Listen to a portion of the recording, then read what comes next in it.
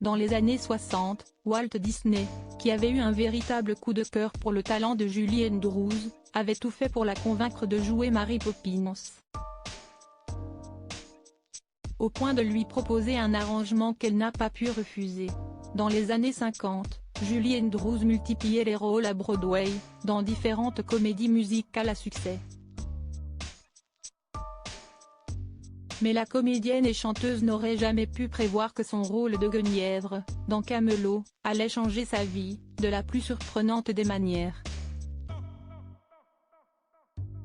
En 1961, un certain Walt Disney s'était en effet rendu à New York, pour découvrir cette comédie musicale et voir Julie Andrews sur scène.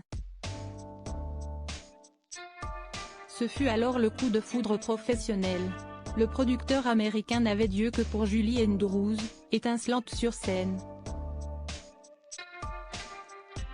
Un timing parfait puisque Walt Disney cherchait alors sa Mary Poppins, pour le grand écran.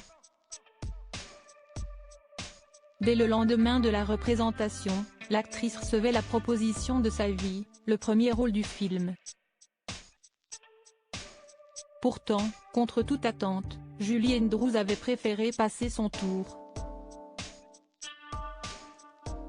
La raison ? La jeune comédienne, alors âgée de 26 ans, était enceinte de son tout premier enfant, fruit de ses amours avec le décorateur Tony Walton. Walt Disney a tout fait pour convaincre Julie Andrews d'accepter le rôle de Mary Poppins. De plus, Julie Andrews était pressentie pour jouer le rôle principal dans My Fair Lady, un rôle qu'obtiendra finalement Audrey Hepburn.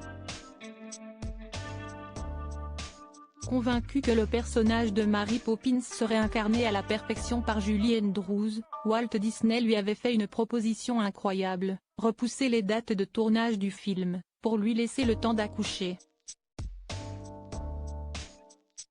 Le producteur américain avait également proposé à l'actrice d'embaucher son mari, en tant que consultant pour les costumes du film. En novembre 1962, l'actrice donnait naissance à sa fille, Emma. Quelques mois plus tard, elle se glissait dans le rôle qui a définitivement fait basculer sa carrière, et pour lequel elle a remporté un Oscar et un Golden Globe. Une histoire digne des plus grands films hollywoodiens.